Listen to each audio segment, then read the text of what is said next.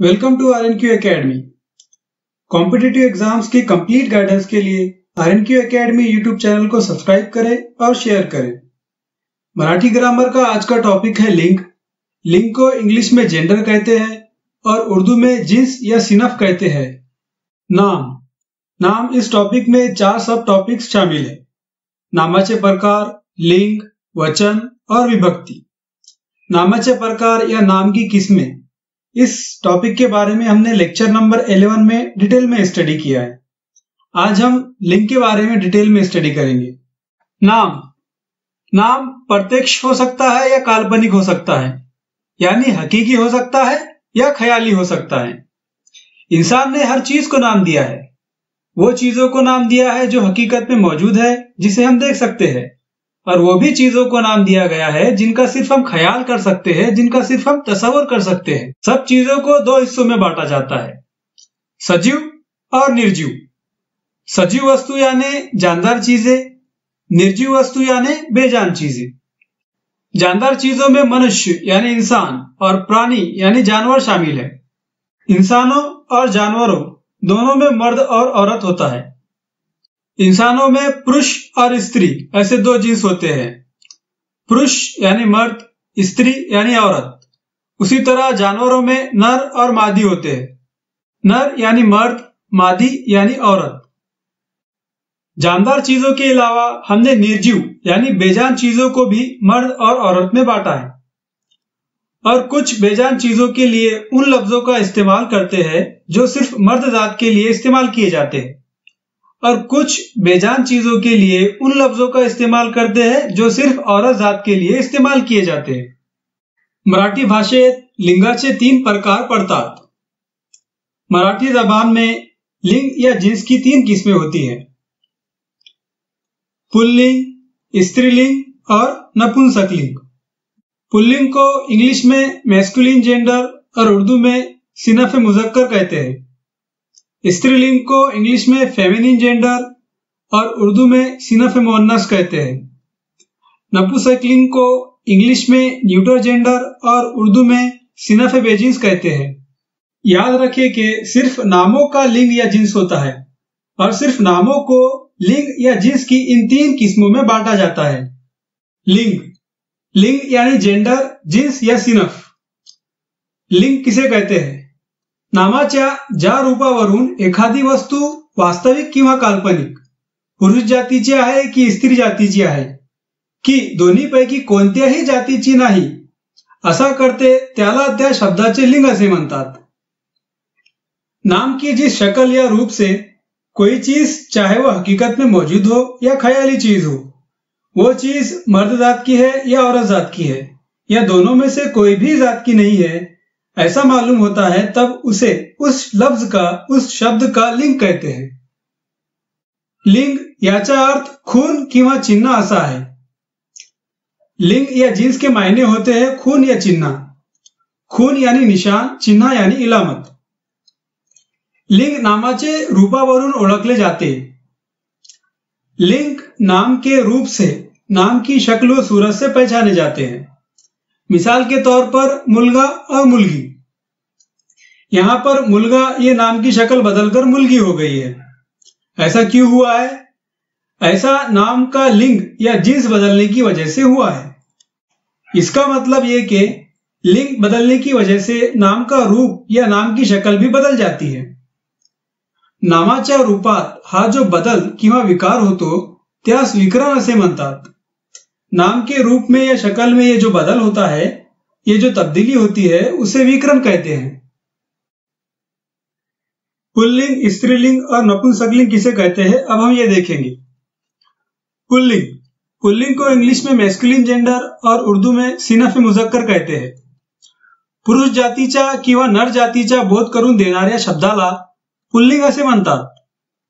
ऐसे नाम जिनसे सिर्फ मर्द जात का या नर जात का पता चलता है, उसे पुल्लिंग कहते हैं। पुल्लिंग की मिसालें देखिए, मुलगा, काका, मामा, शिक्षक, बैल, घोड़ा, चिमना, मुंगड़ा। पुल्लिंग को पुरुषलिंगी, पुल्लिंगी या पुल्लिंगी भी कहते हैं। पुल्लिंगी या सिनफ मुज़क्कर ऐसे नाम होते हैं जिनका इस्तेमाल सिर्फ मर्द या नर जानदार चीजों के बारे में बोलने के लिए किया जाता है। स्त्रीलिंग। स्त्रीलिंग को इंग्लिश में फेमिनिन जेंडर कहते हैं और उर्दू में सिनफ मुअन्नस कहते हैं। स्त्री जातीच्या किंवा मादी जातीच्या बोध करून देणाऱ्या शब्दांना स्त्रीलिंग असे म्हणतात। ऐसे नाम जिनसे सिर्फ औरत जात का या मादा जात का पता चलता है उसे स्त्रीलिंग कहते हैं। स्त्रीलिंग की मिसालें देखिए, मुलगी, काकी, मामी, शिक्षिका, गाय, घोड़ी, चिमनी, मूंगी। स्त्रीलिंग या सिनफ मुअन्नस ऐसे नाम होते हैं जिनका इस्तेमाल सिर्फ औरत या मादा जानदार चीजों के बारे में बोलने के लिए किया जाता है।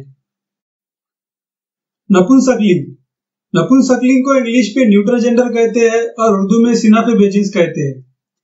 जेव्हा शब्दावरून पुरुष किंवा स्त्री यापैकी कोणत्याच जातीचा बोध होत नाही अशा शब्दांना नपुंसकलिंग असे म्हणतात।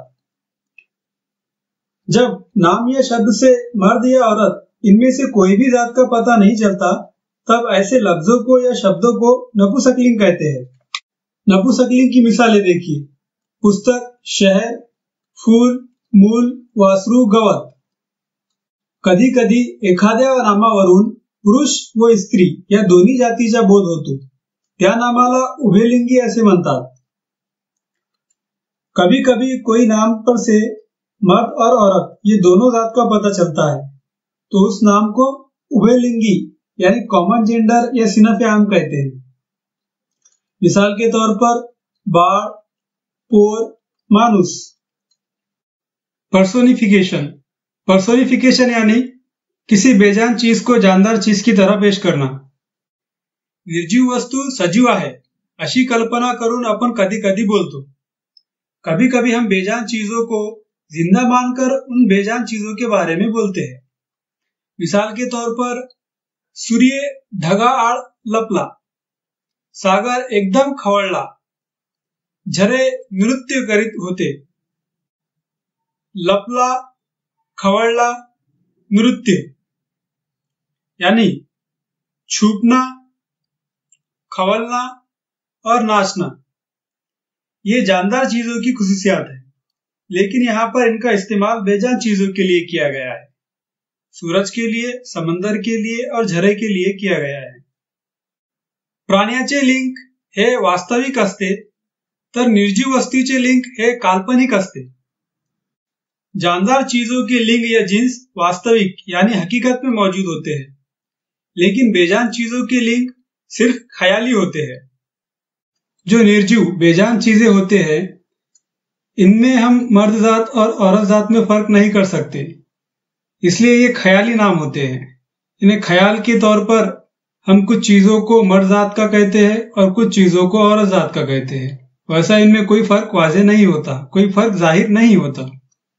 कधी कधी मोठा आकार, शक्ती, कठोरपणा, रागटपणा यासारखे पुरुष प्राण्याचे गुणधर्म ज्या वस्तूत आपणास आढळतात त्यांना आपण पुल्लिंगी मानतो। लहान आकार, कोमलपणा, देखणेपणा यासारखे स्त्री प्राण्यांचे गुणधर्म ज्या वस्तूत आपणास आढळतात त्यांना स्त्रीलिंगी मानतो। यानी बड़े साइज, शक्ति, ताकत और शक्ति ये मर्द जात में पाई जाने वाली खूबियां या खुसूसियात है। ये खूबियां हमें बेजान चीजों में दिखती है या नजर आती है तो हम वैसी चीजों को पुल्लिंगी या मर्द जात के मानते हैं। उसी तरह छोटा साइज, नरमी और खूबसूरती ये औरत में पाई जाने वाली खूबियां या खुसूसियात है। जब ये खूबियां बेजान चीजों में दिखती है या नजर आती है तो वैसी चीजों को हम स्त्रीलिंगी या औरत जात के मानते हैं। मिसाल के तौर पर यहाँ पर देखिए, लोटा, लोटी, वारा, झुड़ुक, वृक्ष, वेल, सूर्य, सागर, मृत्य, वंशिरी, वीज। यहाँ पर लोटा बड़े साइज का है, लोटी छोटे साइज का, वारा यानी हवा, झुड़ुक यानी ब्रीज वो हवा जो आहिस्ता से चलती है, वृक्ष यानी दरख्त, बड़ा दरख्त होता है, वेल यानी पौधा, छोटा झाड़। सूरज, समंदर और मौत ये भी पुल्लिंग में आते हैं। स्त्रीलिंग में वंशी और बीज भी आते हैं। मराठीत एकाच अर्थाचे शब्द 3 वेगवेगळ्या लिंगात आढळतात। मराठी में एक ही मायने के शब्द 3 अलग अलग लिंग या जिन्स में पाए जाते हैं।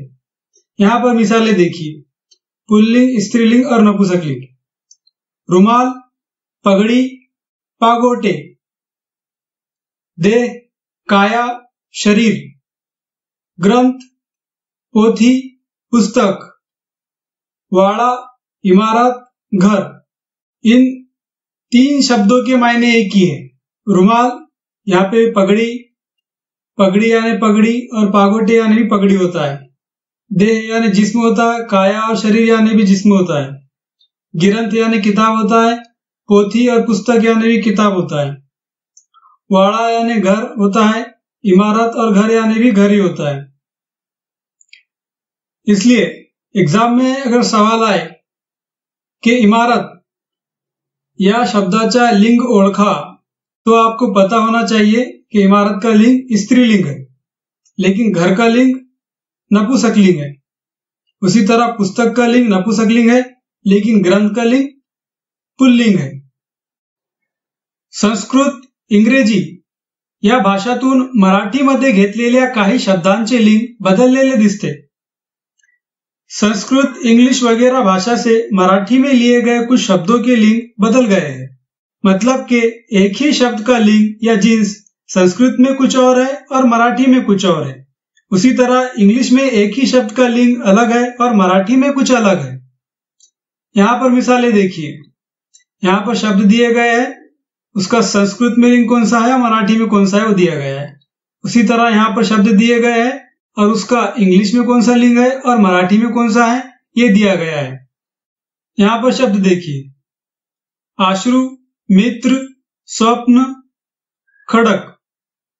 आश्रु और मित्र का संस्कृत में लिंग नपुंसकलिंग है, लेकिन मराठी में पुल्लिंग पुल्लिंग है। स्वप्न और खड़क का जो लिंग है संस्कृत में वो पुल्लिंग है, लेकिन मराठी में नपुंसकलिंग है। यहाँ पर शब्द देखिए, नदी, चंद्र, निसर्ग, देश। यहाँ पर नदी का जो लिंग है इंग्लिश में वो पुल्लिंग है, लेकिन मराठी में स्त्रीलिंग है।